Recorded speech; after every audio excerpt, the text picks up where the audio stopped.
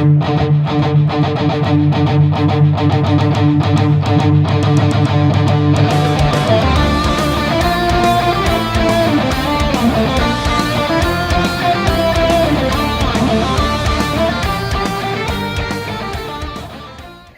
everyone. A warm welcome to all of you to our first virtual English Elocution inter-house competition. Our young enthusiastic cup captains are ready to compare this event. So, without further ado, it's over to them. Thank you. Thank you, Ms. Tarapurwala, for those words of encouragement. Elocution not only helps children develop better communication skills, but it also helps them to develop confidence and the ability to share off inhibitions and to express themselves fearlessly. Hence, here we are, despite the lockdown, at the annual DAIS Primary Elocution Competition, because we at D. Dhirubhai Ambani International School believe that the show must go on. Line. The English Elocution Competition is a popular inter-house competition and many of our children auditioned for it. The elimination was tough and our teachers have finalized on 3 children per house. These finalists will recite their poems today. Today we will have participants from standards 3 and 4 representing the 4 houses with 3 finalists representing each house. The points that the finalists score will be added to their house points. So good luck to all our finalists and may the best speakers win. Now for the rules of this competition. The children will be marked equally on the choice of poem, expression, clarity, diction and voice projection. Before we begin, let me introduce you to our judges for today. They are familiar teachers you may have seen around school. They are Miss Vasantara Sanghi, who is the head of student care and is a counselor. Hello children, I'm really looking forward to the primary elocution competition. All the best! Miss Safia Jalia is the English and Geography teacher in the middle school. Hi! Miss Nisha Manyar teaches English in the IGCSE and IB section. Hello, I'm going to judge your elocution competition. Good luck, participants. We now begin.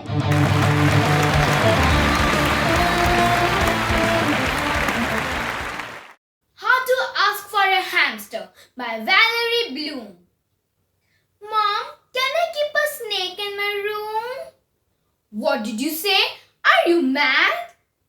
Well, Jamie keeps a snake in his room. He got it from his dad. Will you buy me mongoose, Mom? It's really docile. Can I please, Mom? I don't think that's a good idea.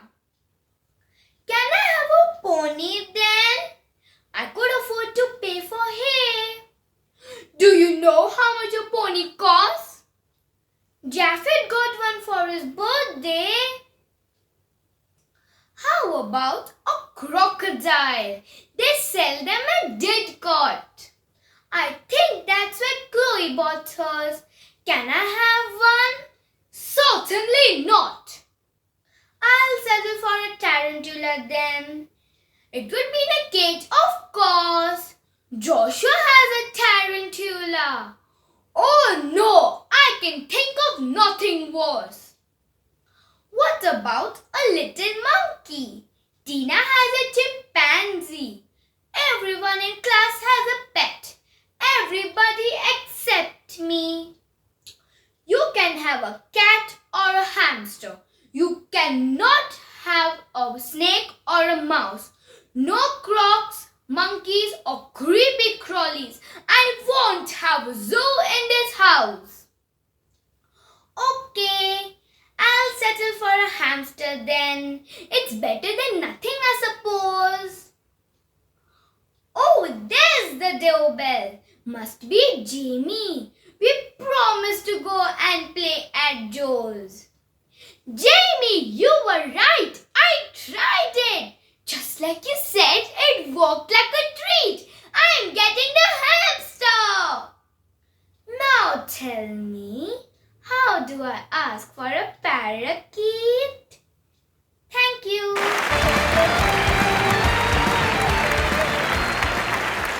Are we done yet? By the Modis. Last New Year's Eve, the menu missed the usual chocolate cake. Instead, there was some pie with orange and plum.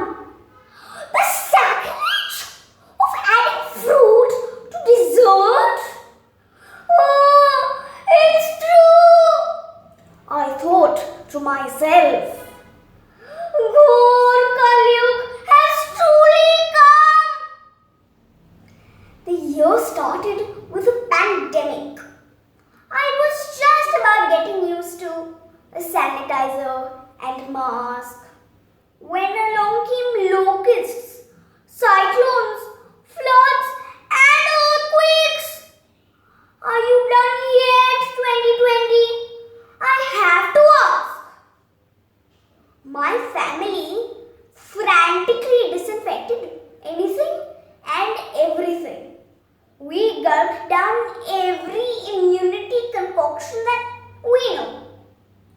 We did everything short of joining a certain someone in shouting, "Go, Karuna! Karuna, go!" Diwali in April with lit diyas and candles. Janata curfew with banging lids and plates. Obsessive stocking turning the living room to a warehouse. It's just been a really bizarre year till date. A fresh breath of respite though is virtual school. Though at the beginning, I admit that I did wonder, how would the teachers manage 30 unmuted microphones? From where? Miss, miss, miss. Chorus voices were thunder. But the teachers made us make essential agreements. Come on, children. Let's list them, brainstorm, discuss, assess. The rules for us were framed by us. Oh, so that's how the Indian Constitution was made, I guess. My favorite time is show and share. I get to create PowerPoint slides on the fly. Now, when my father says, "I have an important presentation today," I solemnly proclaim, "Well, so do I." These days, I have so much time to do everything I want. Staying home hasn't been so bad. After all, I get to sleep in till late every morning. Because you see, the school is now just across the hall.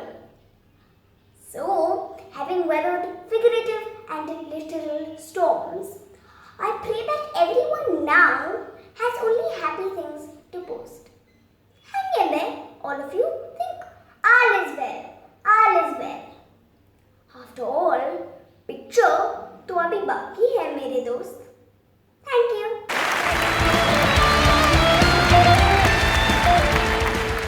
My Brother Ate My Smartphone by Ken Nesbitt.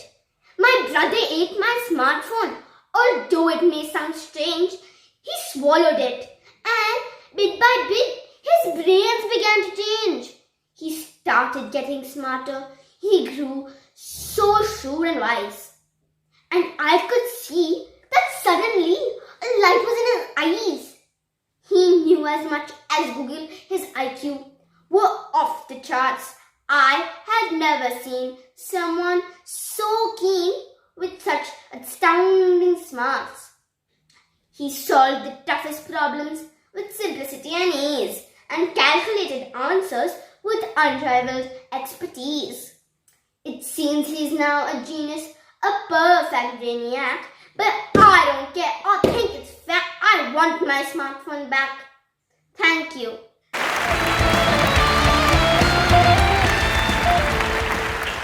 Good afternoon.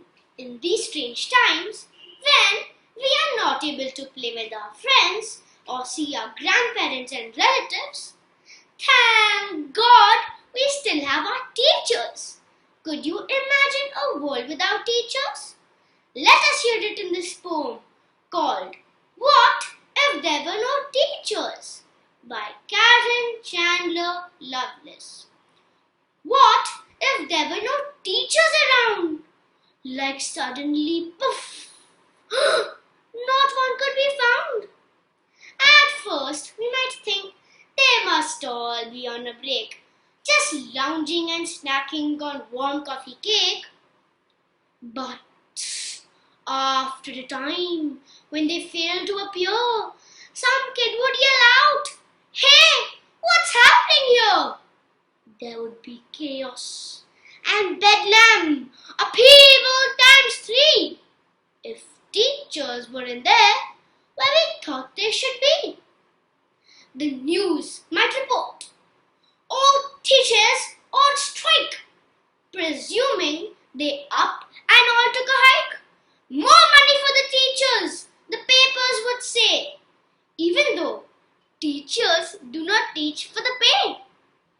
At first, no homework would seem pretty cool. Sleeping in late, well, sure, cause no school. But kids would get lazy with nothing to do. Someone must teach them, we'd say, but just who? Who would teach young ones that letters make sounds like P is for puppies and pandas and pounds? How could kids master all words A through Z and wow all the parents at the next spelling bee? And then about numbers, well, you do the math. The way to work fractions, we'll all miss the path. It would lead to more problems, it's easy to see. From balancing checkbooks to a doctor's degree. At lunchtime, you know just how it would go. Spaghetti and cheese balls make great things to throw. We'd see oodles of noodles go splat on the walls. Plates become frisbees in this free-for-all. Musical notes would blast out of key with band students lacking in harmony. What would become of all music instruction? Who would arrange the year's big production? Disaster would strike the chemistry class. All new discoveries would be things of the past. Who would train doctors to research disease? Or which pill to give when we start to sneeze? Who would stick papers with smileys and stars? Who'd say to each child, "You are smart, yes you are." Improved? Super job! That's a very good try. Encouraging words? You can kiss them goodbye. A life without teachers would yield a high cost. The keys to all knowledge would surely be lost. From passionate teachers, we learn all we know. Their care and support helps us to grow. No, this world without teachers, we just can't allow. Let's celebrate teachers. Let's honor. Let's bow. So I jump to my feet and let out a shout. You are one teacher. This student can't do without. Thank you.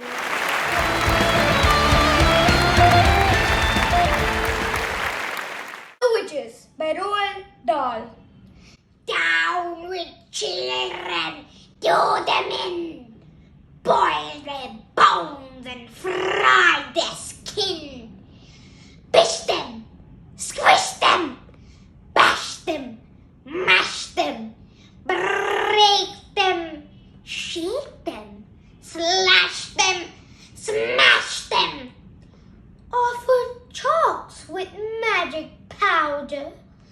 Say eat up. Then say it louder. Cram them full of sticky eats.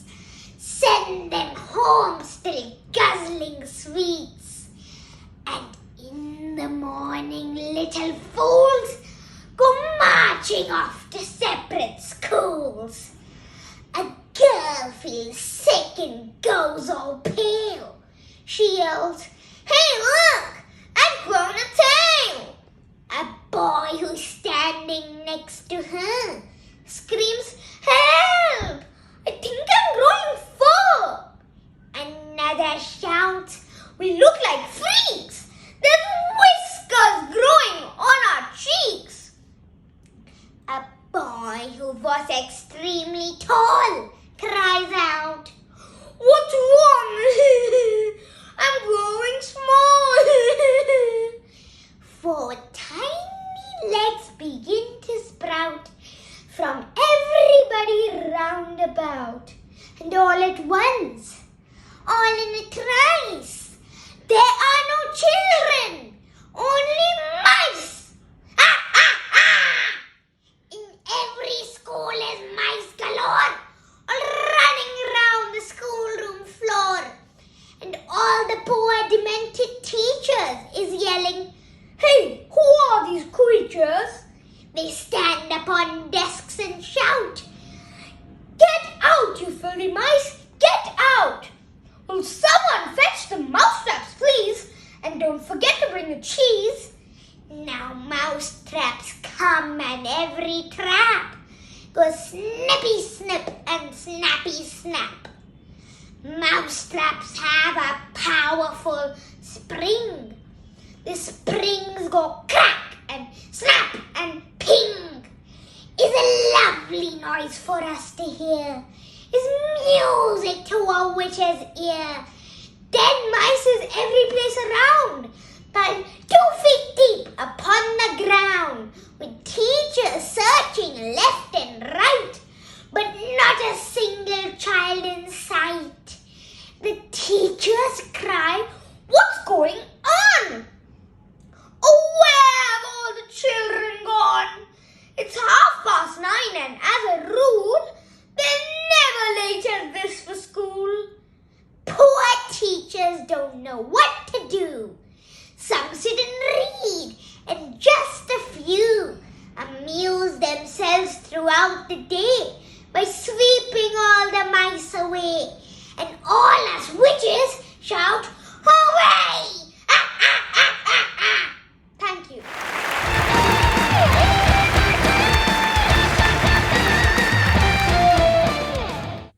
Sick by Shield Silverstein.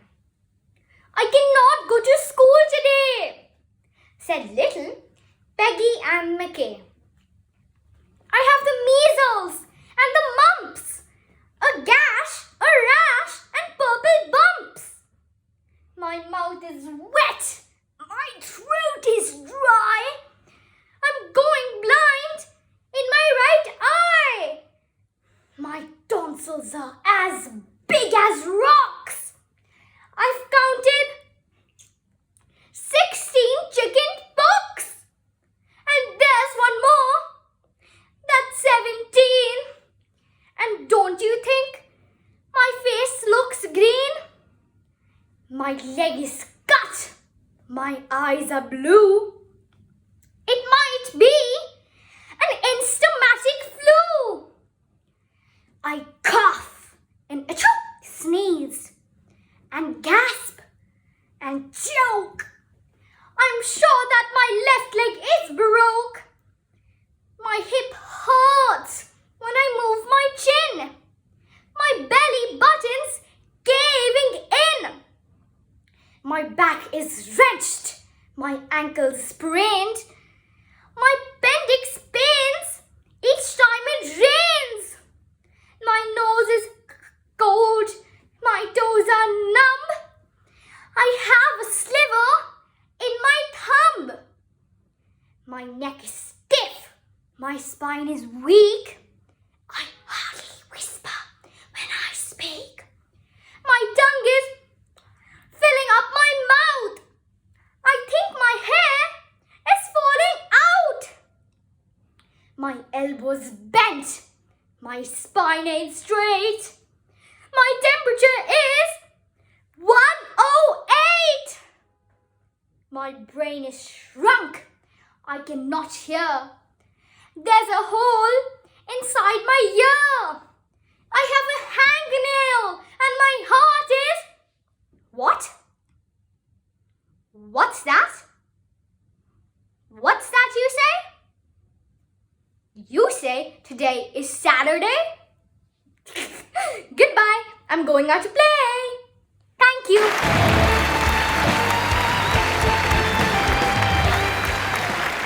Bradley Bentley Baxter Bloom by Ken Nesbitt. Bradley Bentley Baxter Bloom would never ever clean his room. He simply dropped things on the floor and left them there forevermore. And even if his parents yelled, complaining that his bedroom smelled, and told him, Bradley Bentley Bloom, go get a bucket and a broom and bring them back and clean your room. He just refused to pick things up, so every coat or cup, a Christmas card, a candy cane that hit the floor would just remain. It only took a little while before he had a massive pile of dirty clothes and greasy plates and dust-encrusted roller skates and tattered toys and grimy games and broken bits of picture frames and rumpled rags and rusted keys and crumpled bags and cracked CDs and stuff he'd never seen before on every inch of bedroom floor.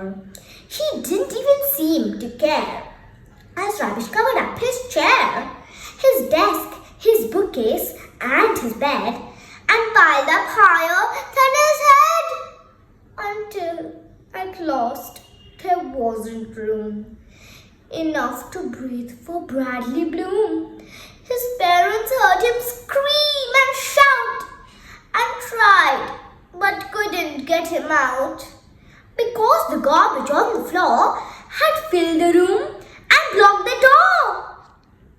But just like kids who came before, like Godfrey Gordon Gustavus Gore, the boy who never would shut the door, and Sarah Cynthia Sylvia Stout, who would not take the garbage out, and scrawny little Tony Skinner, who would not eat her dinner.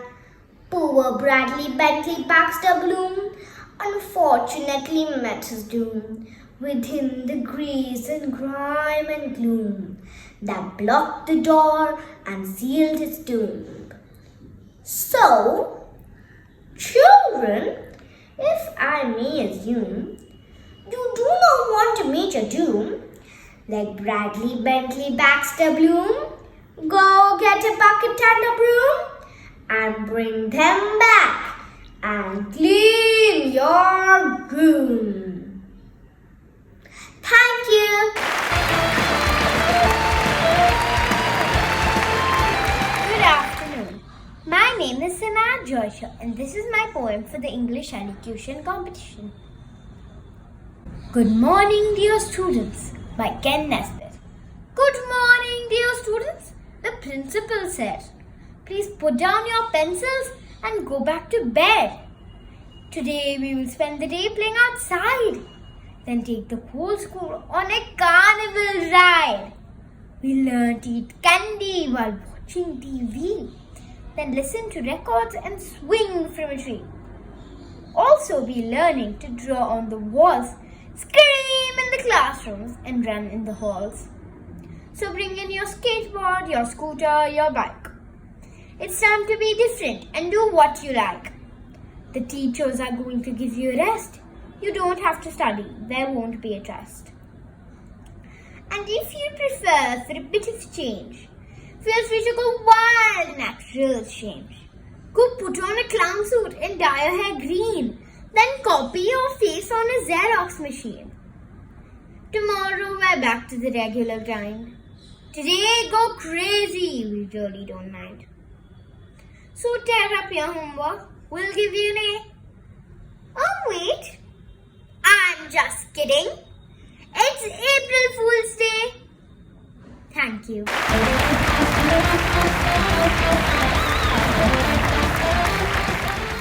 Messy Room by Shel Silverstein. Whose ever room this is should be ashamed. His underwear is hanging on the lamp. His raincoat is there in the overstuffed chair, and the chair is becoming quite mucky and damp. His workbook is wedged in the window.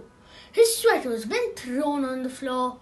His scarf and one ski are beneath the TV, and his pants have been carelessly hung on the door. His books are jammed in the closet. His vest has been left in the hall. A lizard named Ed is asleep in his bed, and his smelly old sock has been stuck to the wall.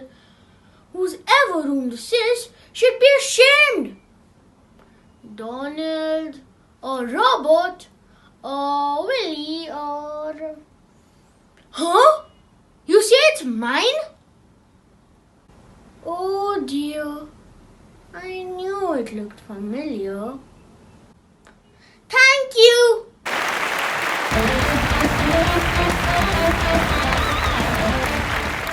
No Girls Allowed by Jack Prelutsky. When you're playing tag and the girls want to play, we yell and we scream and we chase them away.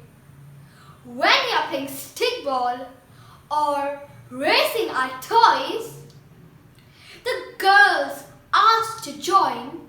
We say, only for boys. We play hide and go seek, and the girls wander near. They say, please let us hide. We pretend to not hear. We don't care for girls, so we don't let them in.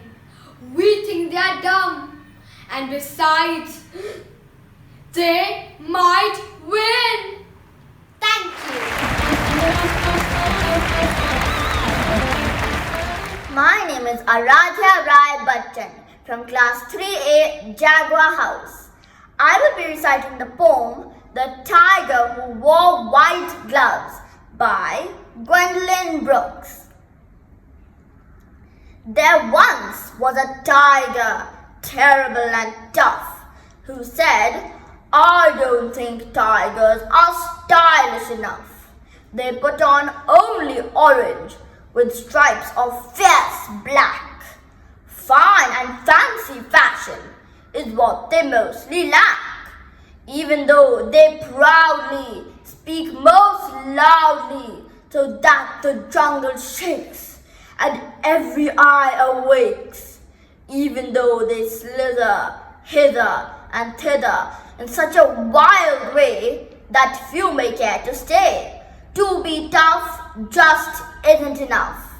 These things the tiger said, and growled and tossed his head, and rushed to the jungle fair for something fine to wear. Then what a hoot and a yell! Upon the jungle fell. The rhinoceros rasped, the elephant gasped. Oh, by all that's sainted, said the wolf, and fainted. The crocodile cried, the lion sighed, the leopard sneered, the jaguar jeered, the antelope shouted, the panther pouted. Everyone screamed, we never dreamed that there ever could be in history a tiger who loves to wear white gloves. White gloves are for girls with manners and curls and dresses and hats and bow ribbons. That's the way it always was, and rightly so, because it's nature's nice decree that tiger folk should be not dainty but daring and wisely wearing what's fierce as the face, not whiteness and lace. They shamed him and shamed him till none could have blamed him, when at last, with a sigh and a saddened eye, and in spite of his love, he took off each glove and agreed this was meant all to prevail, each tiger content with his lashing tail and satisfied with his strong striped hide. Thank you.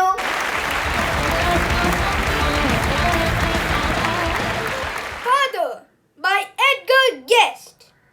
My father knows the proper way the nation should be run. He tells us children every day just what should now be done. He knows the way to fix the trust. He has a simple plan. But if the furnace needs repairs, we have to hire a man. My father in a day or two could land big thieves in jail. There's nothing that he cannot do. He knows no word like fail. Our confidence he would restore, of that there is no doubt. But if there is a chair to mend, we have to send it out. All public questions that arise, he settles on the spot. He waits not till the tumult dies, but grabs it while it's hot. In matters of finance, he can tell Congress what to do. But, oh, he finds it hard to meet his bills as they fall due. It almost makes him sick to read the things lawmakers say. Why, father's just the man they need. He never goes astray. All wars he'd very quickly end, as fast as I can write it. But if a neighbor starts a fuss, its mother has to fight it. In conversation, father can do many wondrous things. He's built upon a wiser plan than presidents or kings. He knows the ins and out of each and every deep transaction. We look to him for theories, but look to Ma for action. Thank you.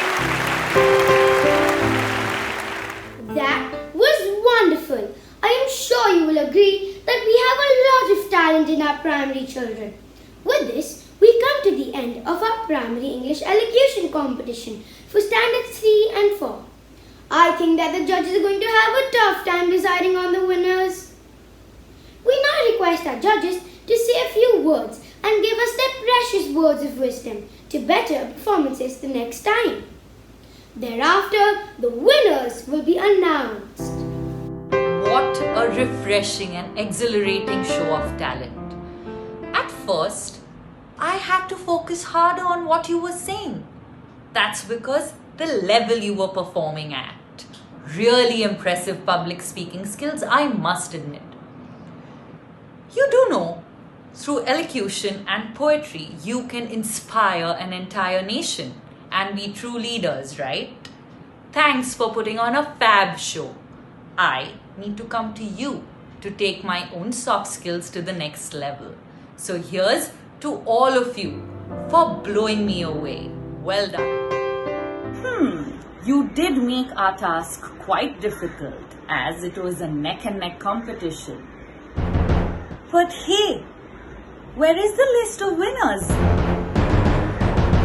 Miss Farida, I need to look up. Okay. What do I see? Oh, a flying scroll. You are definitely magical in the junior school. Flying carpets, flying cars, now we have a flying scroll. What do I see? Hey, I see all stars. What? That's not how you see. I need to open this. Here I have this. In third place, we have Ishan Modi from 4B Lionhouse. Second place, Ivania Chudgar, 3A Jaguar House.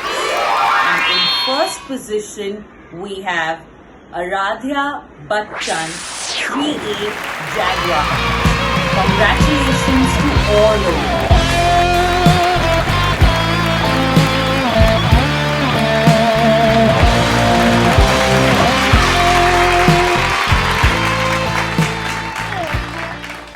Friends, you will agree that all the performances today have been outstanding. And our participants deserve a round of applause too. Thank you, my fellow students, teachers and parents for being such a supportive and receptive audience and for encouraging our participants virtually. Have a good day.